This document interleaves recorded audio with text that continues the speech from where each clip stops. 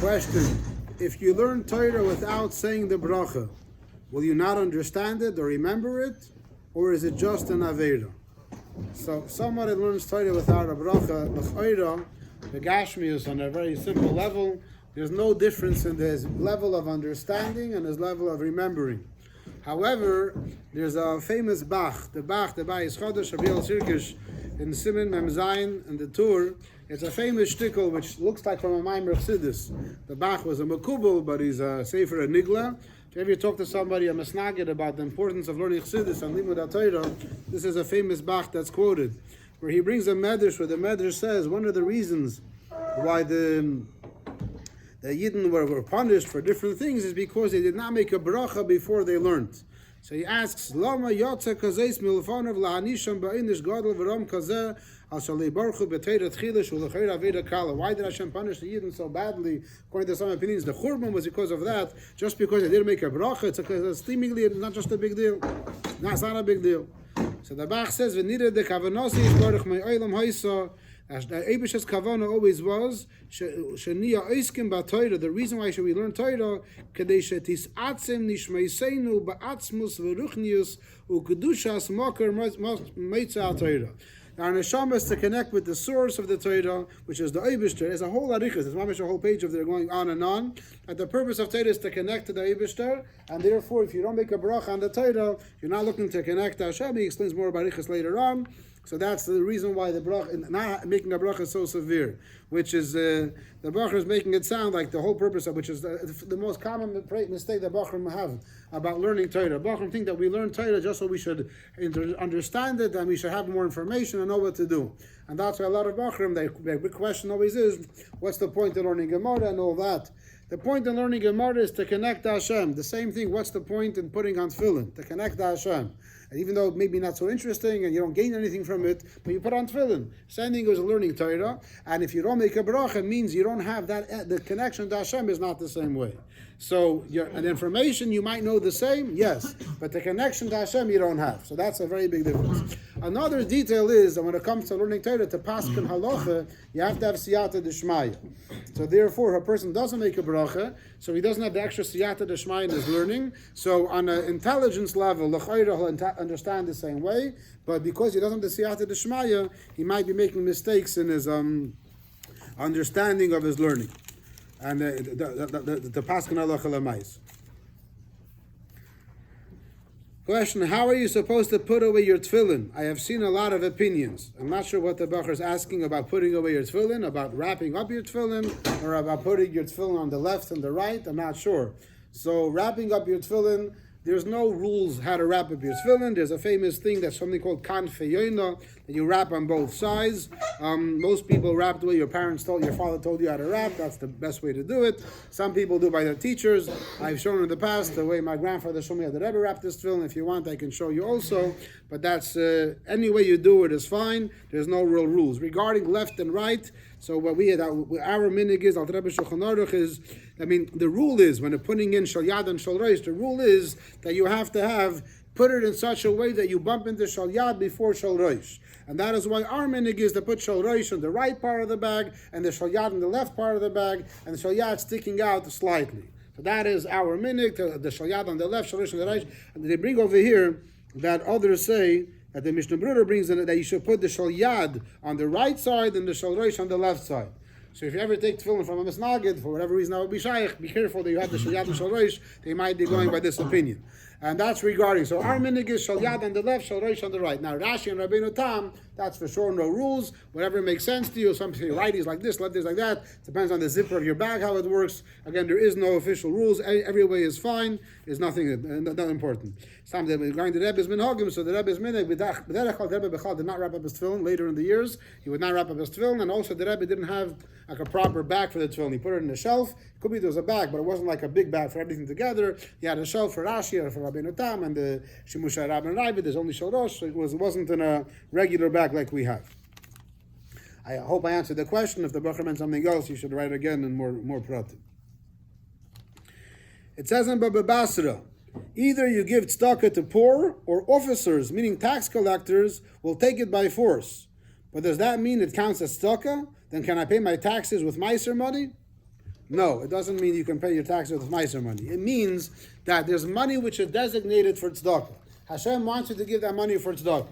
If you don't give that money for tzedakah, Hashem will make sure it leaves you in a different kind of way, either by tax collectors or by others. Another famous concept which everyone brings in Sichos is Chas v'Sholem, the money should go to doctor, to medical bills. So it doesn't mean that you're supposed to pay your tzedakah for medical bills. It means that Hashem, the Chatchila decides a person has to give a certain amount of tzedakah for Meiser, and if you don't give it, it'll leave your possession anyway.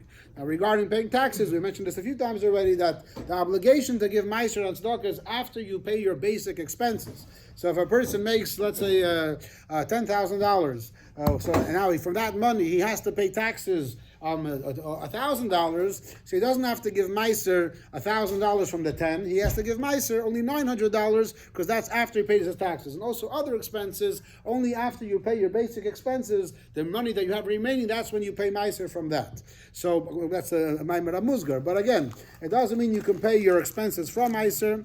It means that Hashem will make sure that money that you're supposed to give to tzedakah, Hashem will take it away from you in a different kind of way. There's a famous story, a famous medrash. Tosfos says there was a guy that used to have a big field. I forget the numbers. I think it was like 1,000 pounds every year, and he had to give 100 pounds to Meiser. The guy said, I should give 100 pounds to Meiser, and he didn't give his Meiser. And the next year, his field only produced 100 pounds, and instead of having 1,000 pounds, a famous medrash. But the point is, if you don't give the tzedakah, Hashem will take it away from you in different kind of ways.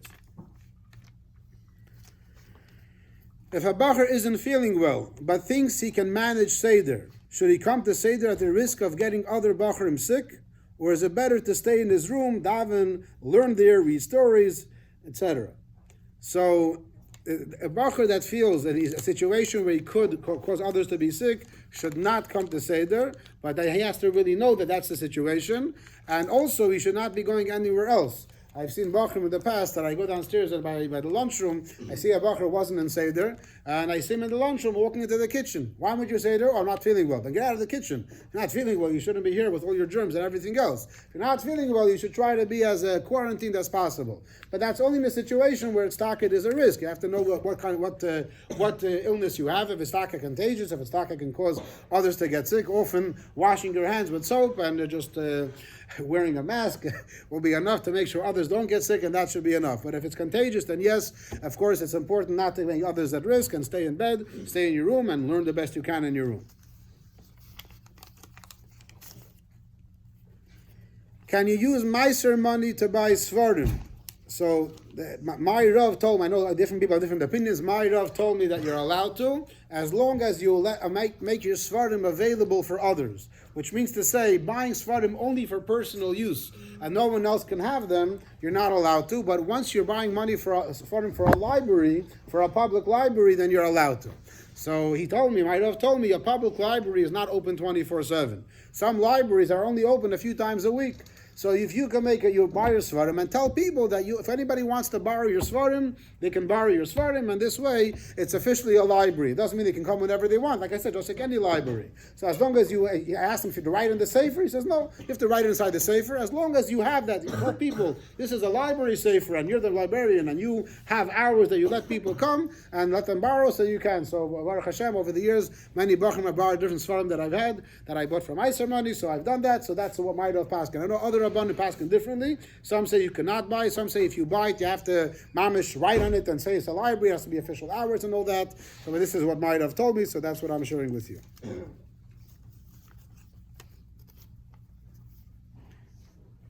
Can you marry your niece? Why? You don't like your niece. Yes, you can marry your niece. Why? Because the Torah says you can marry your niece. You cannot marry your aunt. You're not allowed to marry a father or mother's sister. That's forbidden, but you're allowed to marry your brother or sister's daughter. Not only you're allowed to marry, and the Gemara, it's mashma, it's a special mitzvah to marry your niece. Out of all people, in those times, people would marry many women and marry many wives. So because of that, there was, I don't know how it works, I guess there was a shortage for some reason, less men than there were women. So it seems like it was like women were looking for husbands, and therefore was a bigger market, so to speak. So women were looking for husbands, so it says like be nice and marry your niece so you can take care of her. However, there's one famous story of someone that married his aunt. Who was that? Moshe Rabbeinu. Moshe Rabbeinu married his aunt, and there's a whole shaila how he's allowed to do that. And the simple answer is always said, not Moshe Rabbeinu. Moshe's father. Amram married his aunt Yocheved, Moshe married Tzipora, but family, same way, got it right.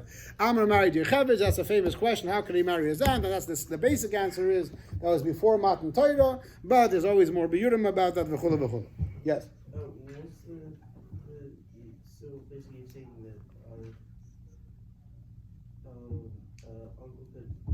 that uncle can marry a niece, aunt cannot marry a nephew. And not only could an uncle marry a niece, it's actually a mitzvah. It doesn't happen today. It basically never happens today, as far as I know. I think the Netziv Epis Amaisa, one of the Veloshin over there, Epis is Amaisa, I don't know if it was an aunt or a cousin, but cousins, there was always, in Russia, all the Chassidim, everyone married their cousins. That was the way most people were related to each other. But nieces I haven't heard of, but according to Torah, it's a mitzvah. Psarcha al tisalam dafka to marry. But like Ephraim is saying, don't marry his niece. You should marry his. Nasty. She's so bad. What you mean? Next question. Who invented Chumash? I'm not sure if it's Chumash or it's Chaimish. I'm not sure what the question is. Who invented Chumash? The one who invented everything. The Eibusher is the one that gave us the Chumash. I think I'm not sure. Or the question is Chaimish. Chaimish is a takana in Usha. There was a takana of Usha that the Chachamim said, if a person wants to give tzedakah, he should not give more than a chaimish. He shouldn't give more than a fifth, because people have to take care of themselves. To give away all their tzedakah, it's going to be wasted on, it's going to be tzedakah, they won't be able to support themselves. So don't give more than a chaimish, like a fifth. And actually, a Bacher called me a few days ago. He asked me, that whole thing, is it mamish asur, or are you allowed to give more than a chaimish if you want? So of course I sent him the link. Don't worry, I made sure he should. You ain't looking to give more, but he told me. I told him like this. It's brought down that if you want to give more than a cheimish, you're allowed to. There's an explanation from the Alter Rebbe and an explanation from the Baal Shem Tov. The Baal Shem Tov says that the lashon of Chazal is al yebazbez yeser mecheimish. Lebazbez is melashon biza. Biza means loot. Loot is something that you get in a battle, which means to say that if it's a battle for you to give tzedakah, so that if you want to fight with yourself and conquer Yetzer Hara, so we say you can fight with Yetzer Hara and give and conquer it till a chaimish. More than that, you shouldn't be fighting with yourself and give more than a chaimish. But if somebody enjoys giving tzedakah, there are yidden that enjoy giving tzedakah. To have a geschmack and giving as much as they can. So just like when it comes to buying a steak or any other tiny that you have, there's no rules how much you're going to pay, right? What's the latest bill? What's your highest bill, Chesky, in the restaurant? No? 5 digits or 4 digits? There's no rules of how much you're going to spend. So you enjoy it, so you'll spend as much as you want. So you're thinking, no, you remember? Your father's credit card, you don't know. So basically, there's no rules, and when it comes to your pleasures, how much you want to pay. So Mamela says the Baal Shem Tov, I enjoy giving tzedakah. So you're going to limit my taina, my taivas. I can pay as much as I want, so I give as much tzedakah as I want. Yeah. I think what the person who's asking with the Chumash, I think it might. Guessing the question could be that maybe like who made the Chumash, like who set up a psukim in their certain ways, or like divided up the Chumash. Moshe Rabbeinu, the Eibishter. Eibishter gave us everything Moshe Misin, like all the details about the Chumash. Even the The Prokim was actually by a Galach, but he asked about Chumash. That you're running me. Like separating with the leaves and the That's not. Okay, if that's the question, then he should write more Protim. He just the word Chumash or Chaimish. I'm not sure what he meant. Again, but the second answer of one of the subject, the second answer of the Alter Rebbe's answer is that you're allowed to spend more than a fifth if you're doing it for a takana, for a tikkun.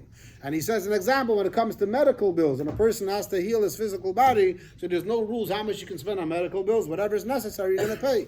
So if someone's giving stock as a tikkun for his neshama, he feels that he needs a tikkun because he did some averis, and it's brought on Netanya that there's different ways of redeeming yourself by giving stock. So over here, just like for medical bills, there's no rules. Here also there's no rules. If you give